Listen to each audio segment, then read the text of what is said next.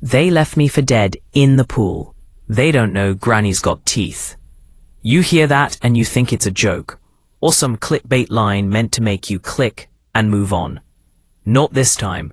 I'm sitting here with my robe still damp from chlorine, heart punchin' like a teenager's, and I swear to you I can taste metal in my mouth from shock. I'm old, yeah. I got wrinkles that tell stories, but I'm not done. Hey, before we get into this mess, smash that subscribe button and tap the bell so Granny's revenge stories land straight in your feed. And hey, please comment the city where you're watching from. I want to know who's got my back out there. My son brought her home with that swagger of a man, sure he's found the shiny thing. I tried to be cordial. I smiled. I offered tea. I tucked my opinions, so polite they were almost invisible.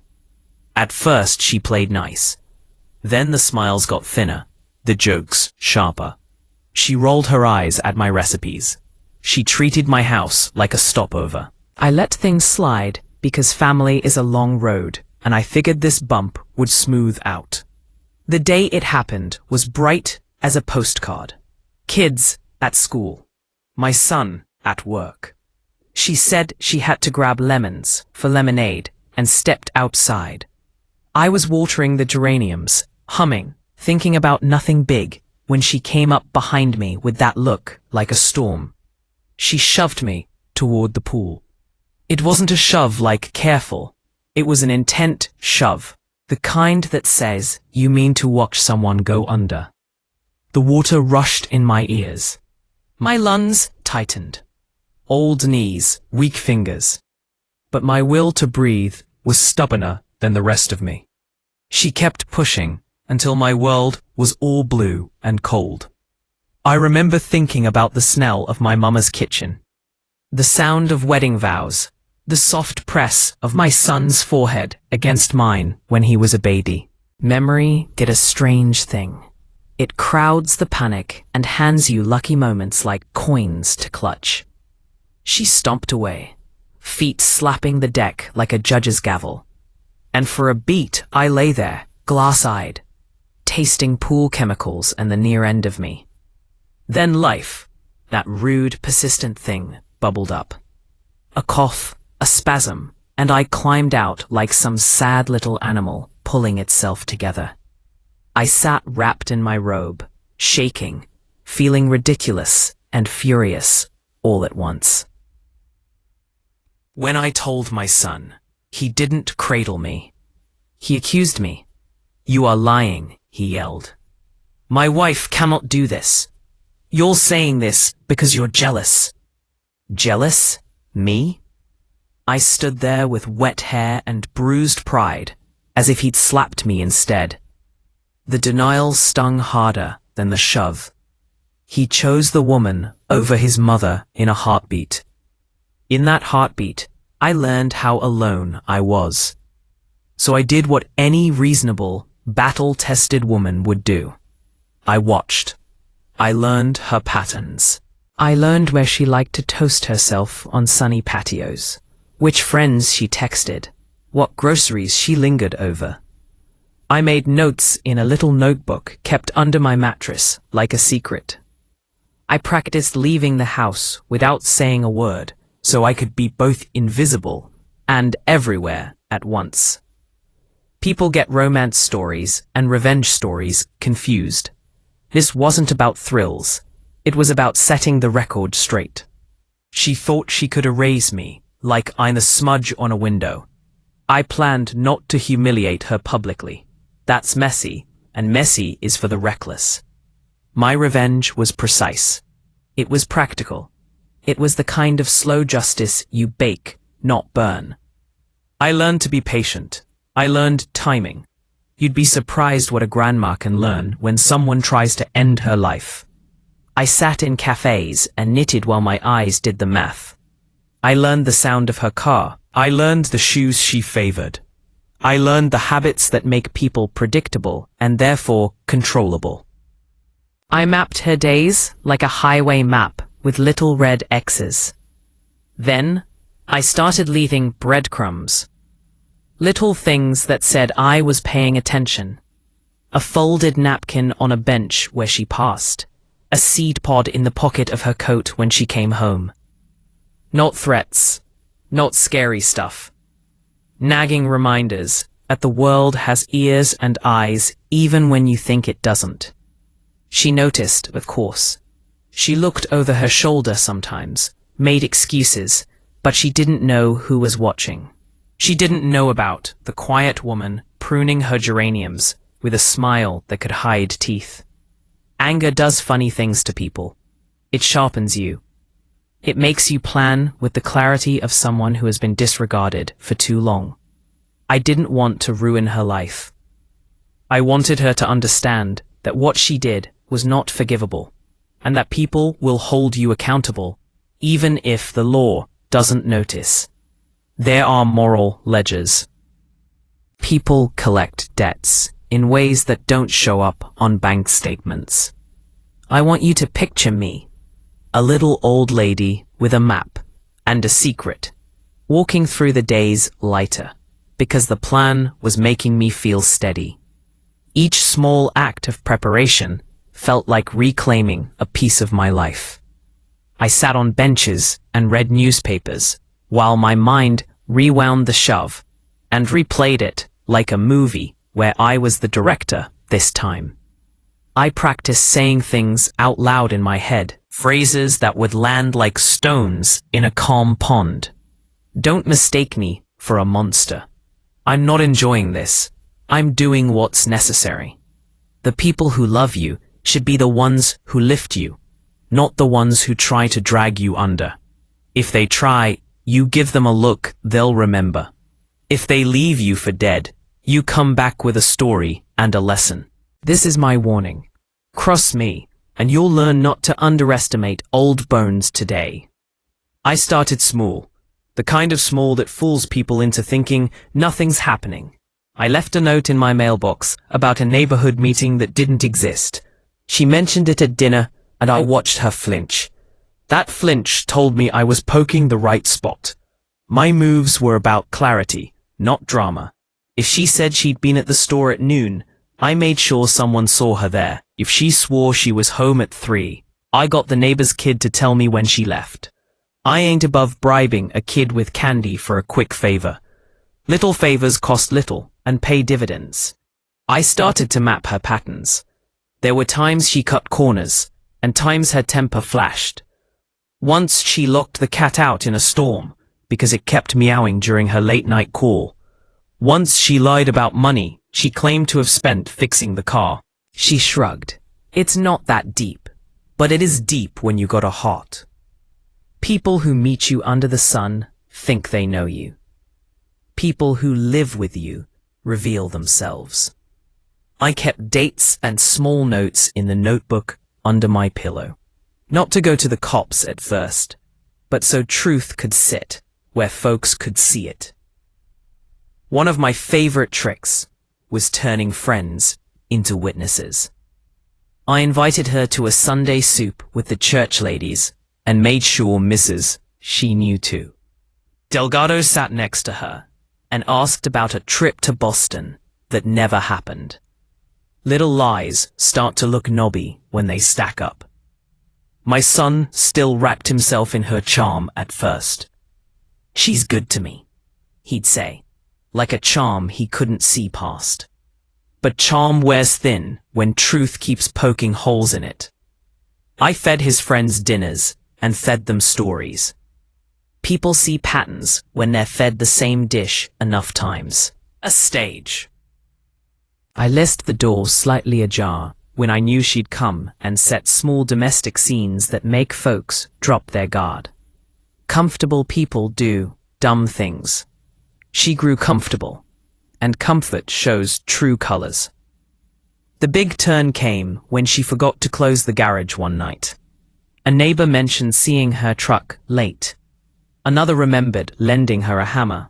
Small things, big net. I collected statements like others collect stamps. I wasn't cruel. I was meticulous. I wanted truth, plain on the table, like a loaf you can't pretend didn't exist. Whispers spread. People began to look at her different. Not loud accusations, just quiet pauses. Little shifts changed the air. One afternoon she confronted me, voice sharp, asking why I'd been talking to people about her. I smiled calm and said I was talking about what I saw. Her voice trembled. Fear cheapens a bully. Then my son started to wobble. He came to the kitchen with his head in his hands and said, "I don't know what to believe." That line felt like an unlocked door. What cracked him weren't spectacles, but the stack of tiny betrayals. Cancelled appointments she lied about. Bank charges that didn't match her story. A robe seen slipping out the door in the middle of the night. I invited him for a walk and showed him my notebook, like a librarian with a ledger. He read and shifted. When he looked up, he wasn't accusatory. He was grieved. He asked questions and started to connect dots I'd been pointing at for months. He called people. He talked to Mrs. Delgado, Mr. Carter, his buddy who'd lent the hammer. It felt like a court convening in a kitchen. Not fancy, but real. Evidence gathered with patience speaks louder than yelling. I didn't want the family shattered. I wanted truth to stitch us honest. It didn't fix everything overnight, but it shifted things. My son stopped making excuses. He began to keep distance. People asked questions out loud. That's the trick of slow justice. It's patient and precise. You don't torture life for a shove. You make a life reckon. I watched as her smile thinned and her stories frayed. She realized finally she wasn't invincible. For my viewers, hit subscribe if you haven't. And drop the city you're watching from in the comments. Makes a granny feel less alone. When truth starts walking through the door, lies start sweating. And honey, she was sweating. Not the summer heat kind. I mean the kind where guilt makes your heartbeat drum louder than your excuses. I could see it all over her face. The lipstick got darker, the smiles got shorter, and she started checking her phone like the devil himself was texting her. My son tried to keep peace. Bless his blind heart. "Mum, please, let's not make this worse," he said one morning. I sipped my coffee, calm as a saint, and said, "Sweetheart, I ain't making it worse. I'm just letting it show itself." And it did. Real fast. The universe has this funny way of handing you moments you can't plan. One afternoon, she was out by the pool. That same cursed pool where she tried to end me. I was watching from the kitchen window, stirring my stew, when I saw her trip on that slick tile. She went down hard, splashed right in, and for a split second, the irony hit me like thunder. She came up coughing and screaming, hair plastered to her face, looking just as terrified as I did that day. I didn't rush. I walked out slow, the way you walk when time owes you something. "You okay there, sweetheart?" I asked, my voice sugar, but my eyes sharp. She looked up at me like she'd seen a ghost. Maybe she had, the ghost of her own bad choices. After that, she started avoiding the pool, avoiding me too. But she couldn't avoid the truth. Folks in town had begun whispering. One of her so-called friends told another church lady that she'd overheard her on the phone saying something about fixing the old lady problem. Well, honey, you can't unring that bell. See, when you're older, people underestimate how connected you are. They think granny means slow, naive, or out of the loop. But baby, we built the loop. I had friends at the hair salon, at the market, even down at the bank. You can't live 60-some years in the same town without planting roots deep enough to pull up gossip like carrots. One morning, I went down to the police station with my little floral notebook and my best Sunday hat. Officer Jenkins, who's known me since I was Miss Ellen from the diner, raised an eyebrow when I slid the notebook across the counter. I didn't accuse, I just told him, if something happens to me, that book will tell you why. His face changed, serious as sin. He nodded slow. That was enough. Back home, things got icy. My son didn't know who to trust, but I saw the way his eyes darted now when she talked too sweet. He started coming round more, eating supper with me, helping fix the fence. Sometimes he'd sit quiet, just watching the news, and I could see his mind churning. I didn't push, I just let time do the heavy lifting. Then came the night that sealed the deal. I woke up to footsteps, quiet, measured ones. My gut told me it wasn't my son. I stayed still, breathing shallow, heart steady. The steps came closer, and then I heard the back door creak open. The air smelled like rain and trouble. I slipped out of bed, grabbed my phone, and tiptoed down the hall. When I peeked around the corner, there she was, my daughter-in-law, rifling through my purse. I hit record before she even noticed me. "Losing something, sweetheart?" I said. She froze like a deer in headlights, the look on her face, priceless. She stammered something about borrowing gas money. I just smiled and said, "Well, you must be real broke, 'cause last time I checked, gas didn't cost what's in my jewelry box." She bolted out the door, crying, slamming it behind her. I sent that video to my son before I even turned the porch light off. The next day, the house felt quiet. Too quiet. My son came over with dark circles under his eyes. He didn't say much, just handed me back my phone and whispered, "I'm so sorry, Mom." I wanted to hug him and yell at him all at once, but I just said, "Better late than never, baby." He packed her things that night. No fights, no drama, just boxes and silence. She screamed and cursed and called me every name in the book, but her words didn't stick. You can't wound somebody who's already survived drowning.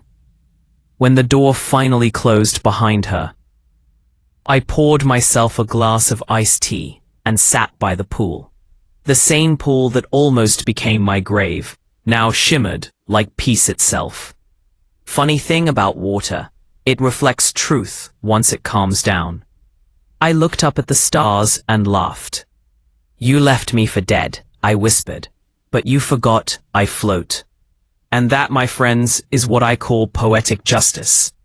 So listen, if you're watching this and someone ever tries to break you, remember, hold your breath, play the long game, and come up swinging with a smile. Ain't no age limit on survival. If you're new here, hit that subscribe button right now. I got more stories that'll curl your hair faster than a salon perm. And please, comment the city where you're watching from.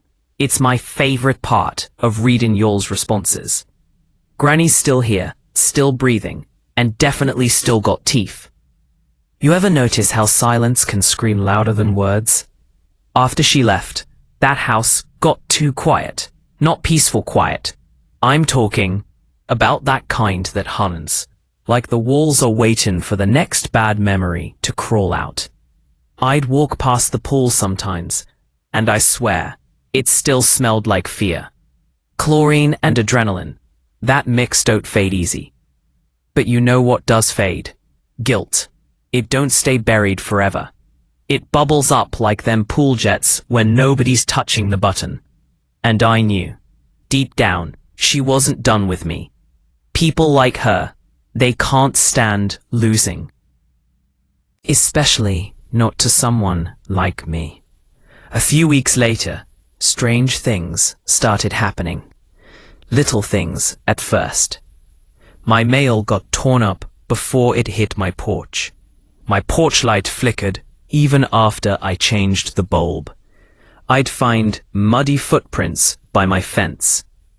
I knew her scent, that perfume she wore, the one that smelled like money and malice. It was hanging in the air again. One night, the phone rang. No caller ID. When I picked up, there was breathing. Just breathing. Not the heavy kind. The kind you hear when someone's trying too hard not to breathe. I didn't hang up. I let that silence stretch, till finally I said, real soft, "If you're gonna haunt me, at least have the guts to speak." Click.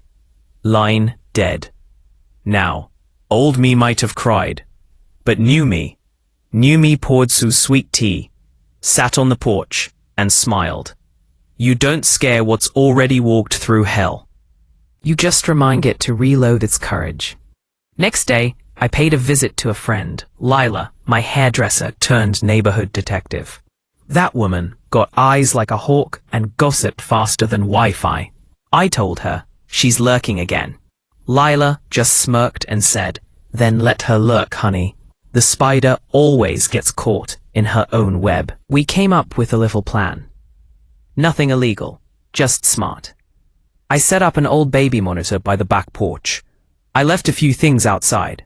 My favorite shawl, an old pair of shoes, and a broken locket, like bait. People like her can't resist taking trophies. Sure enough, 2 nights later, I caught the sound. Soft steps, fabric rustling. My heart beat slow but strong. I didn't move, didn't blink, just listened. The monitor picked up her voice, low, muttering, "You think you won." Then, the sound of splashing. I ran to the window, and there she was, standing by the pool, holding that shawl, staring into the water like it was whispering her name. Moonlight on her face, pale and twisted. I didn't go out there. I let the camera do its job. Next morning, I took that footage straight to the police. Officer Jenkins watched it, jaw tight. "She's trespassing, harassing," he said. "That's enough to press charges." I nodded slow, relief and rage twisting together like smoke. "Do it," I said. But fate, oh fate, had one more act in this twisted show. When they went looking for her, she was gone. Packed up, left town overnight. Left my son a note saying she couldn't live in a place full of hate. The irony almost made me choke. My son was broken, not angry, not blind anymore. Just a man realizing too late what kind of storm he married. I held him while he cried. That's the thing about being a mother. Even when your child's mistakes almost cost you your life, your heart still aches for him. Weeks turned to months. The pool got drained, scrubbed, refilled. I planted white lilies around it, peace flowers they call them. Sometimes I sit out there with a book, the breeze rustling my pages, and I catch my reflection floating on the surface. I don't see a victim anymore. I see a survivor. A storm with gray hair and lipstick. But every now and then, late at night, when the moon hangs low, I swear I hear a soft splash. Maybe it's just the wind. Maybe it's her memory trying to crawl back in. Either way, I just smile and whisper, "You left me for dead, darling. But you forgot I float." And that's when I close my book, lean back, and remind myself, peace isn't about forgiven monsters. It's about proving they can't win. So, if you're still watching, don't forget to hit that subscribe button, and please comment the city where are watching from. It helps this old heart know just how far these stories travel. Because somewhere out there, someone needs to hear that even when you're left for dead, you can rise again, stronger, sharper, and unshakably alive. Granny's still here, baby, and she ain't done talking. It's funny how peace doesn't come as silence, it comes as echoes. Some nights, when the wind cuts across the backyard, it sounds just like the pool water that night. The splash, the silence, the breath that almost didn't come back. I ain't scared of it anymore. That sound used to make my heart seize. Now it's just a reminder of the life I fought to keep. People in town started treating me different after the whole mess. Not pity, respect. The kind you don't have to demand. The kind you earn when folks realize you survived what was meant to end you. They stop seeing you as fragile and start seeing you as fireproof. Even my son changed. He comes over more, quiet but steady, helps me with groceries, fixes the faucet, brings dinner sometimes. The guilt in his eyes has softened into something close to gratitude. He don't say much about her anymore. Just, "Mum, I should have listened." And I tell him the same thing every time. You see clearer now. And that's what matters. Truth has a funny way of showing up late, but right on time. I started writing again. Nothing fancy. Just little stories, bits of memory stitched into words. At first, it was therapy. Then it turned into something else. A record. A testament. Because when people try to bury you, your story is the one shovel that can dig you right back out. Sometimes I imagine what she's doing now, the one who tried to drown me. Maybe she's sitting in some motel 2 towns over, staring into her own reflection, wondering how the old lady she thought she buried is still breathing. Maybe she tells herself it was an accident. Maybe she drinks to forget. Either way, she's haunted by the one thing that never fades: guilt. And me? I'm not haunted anymore. I'm free. I let that pool shimmer behind me, like a page turned. But freedom don't mean forgetting. No, ma'am. Freedom means remembering without flinching. I even started swimming again. Yeah, I know. Sounds wild, right? But the first time I slipped into that water, something shifted. My son stood on the porch, nervous as a cat, watching. I took a deep breath, slid under, and stayed there a long time. Longer than any doctor would recommend. When I came up, I laughed, real loud. "See," I said. "Can't drown what already learned how to breathe underwater." He laughed too, a real laugh this time. The kind that says, maybe, just maybe, the nightmare's over. Word spread through the neighborhood that I'd started swimming again. Some folks thought it was brave. Others thought it was foolish. But the truth is, it was neither. It was necessary. You can't let the place that almost killed you become your ghost story. You have to reclaim it, make it yours again. That's how you win. And that's what this story's really about. Not revenge, not survival, but reclaiming power. 'Cause honey, people can take a lot from you. Your trust, your peace, your breath. But if you fight back with your will, that's something they can't ever drown. So I started filming my little stories. Yeah, me, Granny with a camera.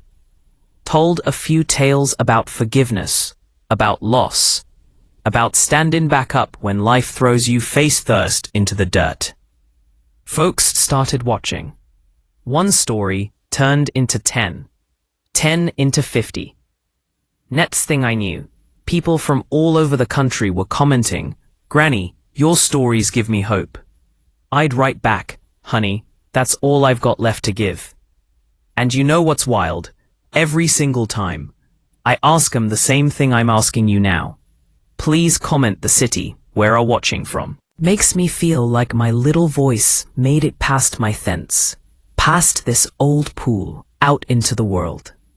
Sometimes, late at night, I imagine her, my ex-daughter-in-law, scrolling through her phone, finding one of my videos by accident. Hearing my voice telling the story she thought she buried. The thought makes me smile. Not out of spite, but peace. Because the best revenge ain't loud. It's living well enough to make your enemies choke on their curiosity. So when I say Granny's got teeth, I don't mean fangs.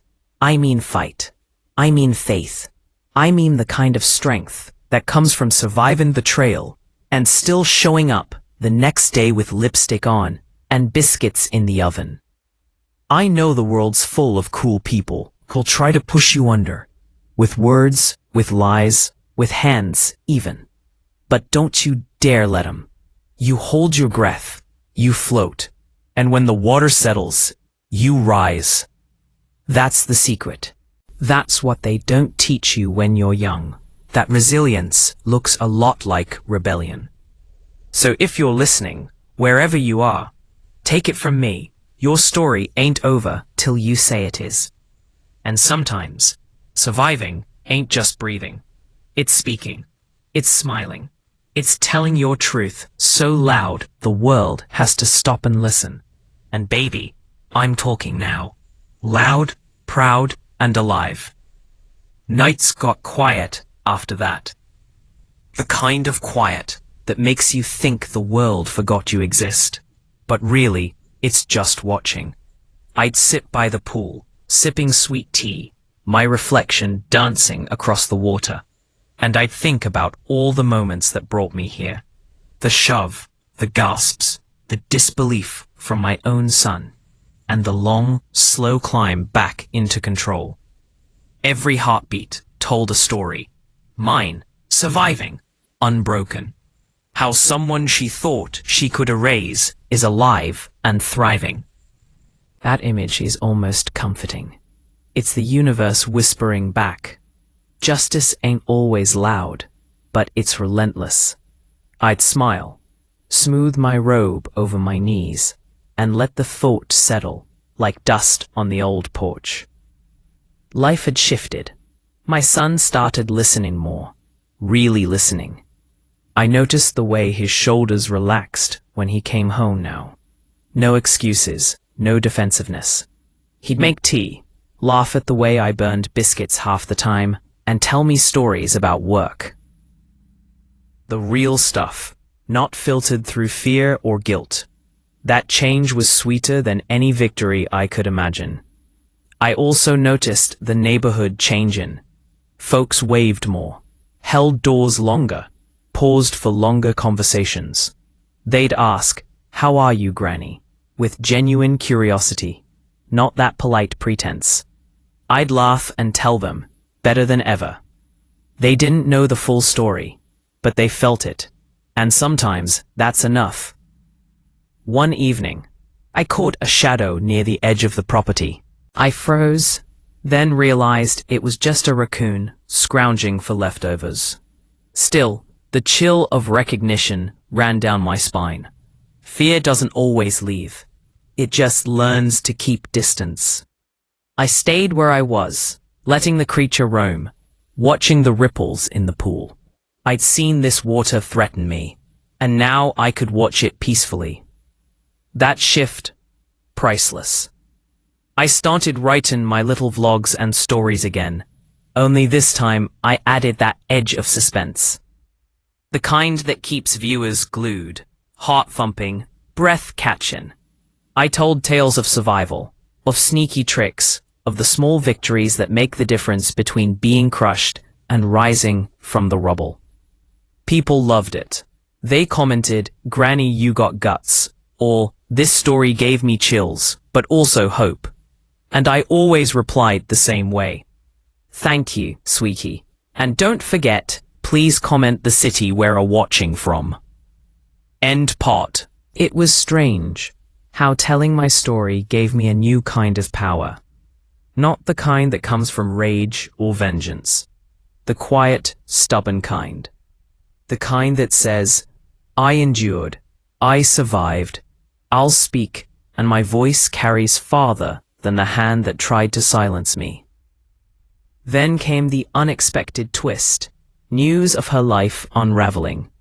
She left town in a hurry, trying to hide, but news travels fast. Mutual friends whispered of her lies and missteps catching up. Social circles she once dominated ignored her calls.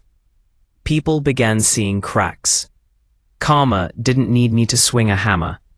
It just worked quietly, naturally, against the person who thought they could take me down. And that, my viewers, is the sweetest kind of justice. I remember the first time I let myself laugh, real laugh, full of relief and disbelief, after months of fear and planning. I sat on the porch, watching the stars reflected in the pool. The sound of water bubbling from the filter was like applause. For me, for every breath I fought to keep, for the quiet, meticulous way I reclaimed my life. Even my son learned the lesson, though slow. He became protective in a different way, not blind love, but vigilance, respect, and awareness. He started checking in, really listening, and that bond we almost lost because of fear and lies strengthened like iron. Sometimes he'd joke, "Mom, you're scarier than anyone I know." I'd just wink. Scary, maybe. Smart, always. The pool, once a scene of terror, became a sanctuary. I'd float sometimes, letting the water hold me, letting it remind me of how close I came to not breathing. And I'd smile at the moon, thinking about her, the one who tried to erase me. That's when I realized something important. You don't have to punish every wrong. You don't have to follow up a shove with fists. Sometimes, surviving and thriving is enough. I told my stories on YouTube, and they spread. People wrote in, "Granny, you inspire me. I thought my problems were bad. Then I heard your story." And I replied, "Same as always. Stay strong. Hold your breath. Rise when the water settles. And hey, please comment the city we're watching from." The connection felt like a net, catching me in place, and also sending me out into the world. And so life settled into a rhythm I hadn't known before. Quiet mornings, tea in hand, small victories piling up. Friends, family, strangers, all part of this ripple that started from a shove, a pool, and a woman who refused to sink. And every night, when I look out at that water, I remember, not the fear, not the attack, not the disbelief from my son, but the moment I realized I was stronger than all of it. Because sometimes the real teeth aren't sharp. They're in your will, your courage, your ability to rise after they thought they buried you. And baby, Granny's got those teeth, sharper than any hand, smarter than any scheme, unbreakable. Morning light poured through the curtains, soft but relentless. It hit the pool, just right, sparkling over the water, like it was trying to tell me something I already knew. I survived. More than that, I thrived. I didn't just make it out alive. I walked back into life with every bone in my body yelling, "I am here. I am real. And I won't be erased." The neighborhood had changed too. People nodded when I passed, smiles genuine, eyes curious. They had heard whispers of the story, seen my little videos, watched me float through the terror and come out laughing. They didn't know the half of it, the sleepless nights, the planning, the fear that almost pinned me to the floor. But they could feel the strength radiating from me. My son, finally seeing clearly, had become more protective in ways that didn't suffocate. He still laughed at my stubbornness, teased me for being too cautious. But there was a new respect in the way he moved around me, the way he listened when I talked. It was a silent acknowledgement that life isn't just about blood or love. It's about understanding, awareness, and survival. I kept telling my stories, posting them online. Each video carried suspense, thrill, and that dark, sharp edge that made people lean in. I didn't shy away from the fear, the terror of that day at the pool, the disbelief of a son who loved blindly. I told it raw, American slang spilling naturally from my lips, so every person listening could taste the panic, the anger, the satisfaction of rising back up. Comments poured in. "Granny, I was on the edge of my seat," one said. "You survived and came out stronger. Love this," wrote another. And I answered all of them, just as I always do. Stay strong, hold your breath, and never let anyone make you feel small. And hey, please comment the city where you're watching from. Granny loves knowing who's out there. But then came the moment that made the final act feel poetic. The woman who tried to drown me, the one who had caused months of terror, misfortune, and sleepless nights. She had left town, sure. But life has a funny way of catching up with people who think they can escape their own deeds. A mutual friend sent word. Her life had unraveled. Work gone. Relationships crumbled. Friends turning away. Karma didn't need me to act. It simply happened. I didn't feel joy at her misfortune. At least not the petty kind. No, this was relief. Justice. Proof that the universe has a balance. That sometimes the most effective revenge isn't loud or vengeful. It's living well, thriving, and letting the world reveal the truth in its own time. I poured another cup of tea, stepping outside. The wind was gentle, brushing my grey hair across my forehead. The pool glimmered, peaceful now, reflecting the soft hues of sunset. I thought about the day it almost ended, the shove, the water, the fear pressing down on my chest. And I realized that moment had given me something nobody could take.